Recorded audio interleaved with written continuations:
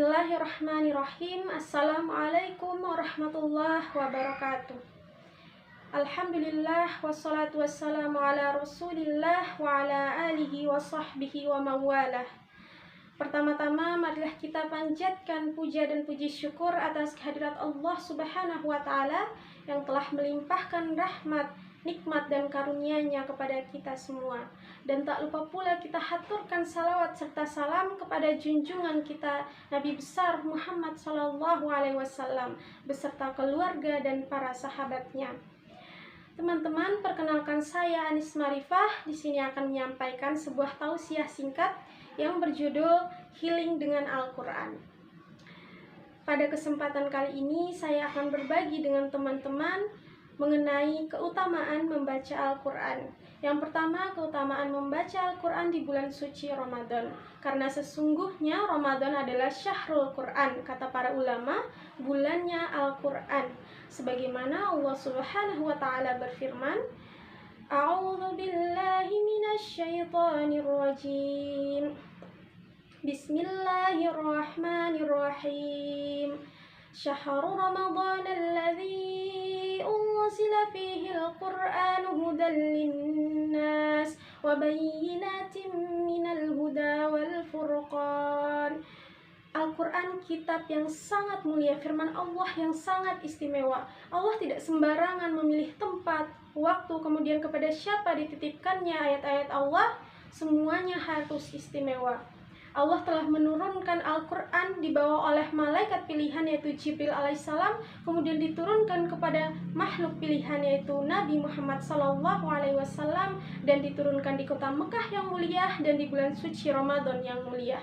Semuanya menunjukkan betapa mulianya, betapa istimewanya tempat, waktu, dan makhluk yang dengannya berkaitan dengan Al-Quran. Masya Allah.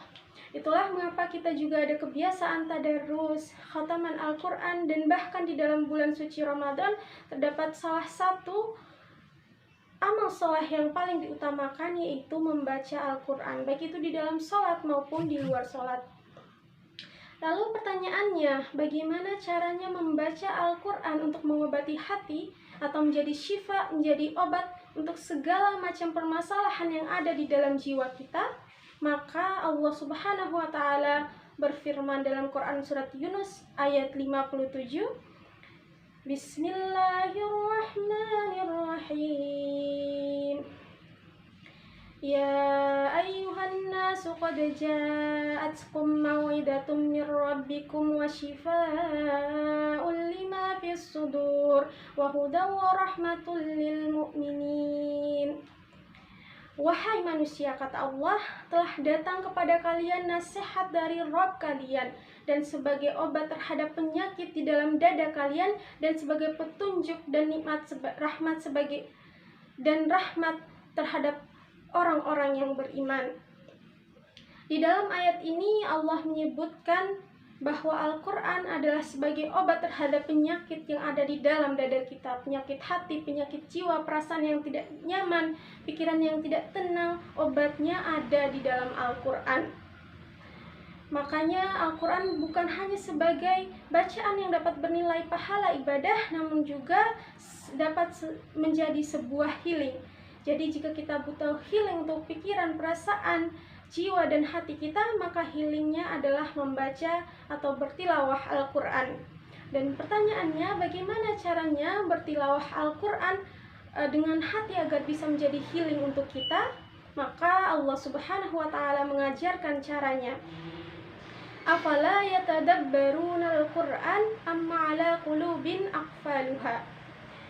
Mengapa mereka tidak mentadaburi Al-Quran? Apakah di atas hati mereka ada kunci sehingga mereka tidak bisa merasakan indahnya Al-Quran? Ternyata rahasia powerful tilawah adalah at-tadabbur. Apa itu at-tadabbur? At-tadabbur adalah memaknai apa yang kita baca dengan pemaknaan yang dalam. Hal itu bisa kita lakukan dengan membaca ayat-ayat secara tematik. Jadi kita tidak hanya membaca Al-Quran itu dari awal sampai akhir, dari surat Al-Fatihah sampai An-Nas, tetapi kita juga dapat membaca Al-Quran secara tematik. kita bisa googling dulu, kita bisa cari ayat-ayat tentang galau misalnya, tentang khawatir, tentang kebingungan. Nah, jika kita mencari ayat-ayat yang sesuai dengan apa yang kita alami, maka kita akan lebih mudah untuk memaknainya, kita akan lebih mudah untuk memahaminya, dan kita akan lebih mudah untuk at-tadabbur. Lalu setelah kita memilih ayat itu, kita baca dengan memahami terjemahannya, kita baca berulang-ulang, dan tidak masalah jika kita baca satu ayat lalu diulang berkali-kali, apalagi di dalam sholat, terutama di sholat sunnah. Contohnya dalam surat Ar-Rahman, fabi'ayyi ala'i rabbikuma tukadziban. Kita renungkan nikmat Allah selama ini dalam hidup kita, kita ulangi lagi. Fabi'ayyi ala'i rabbikuma tukadziban. Kita renungkan lagi, kita ulangi lagi. Fabi'ayyi ala'i rabbikuma tukadziban. Nah, itu adalah cara membaca Al-Quran yang paling powerful. Pertama, langkahnya itu pilih ayat tematik, kemudian ayat itu kita baca dengan memaknainya dan membaca terjemahannya. Setelah itu kita baca ulang-ulang berkali-kali dan kita terapkan di dalam sholat kita, sambil kita memaknai di dalam hati, di dalam pikiran kita.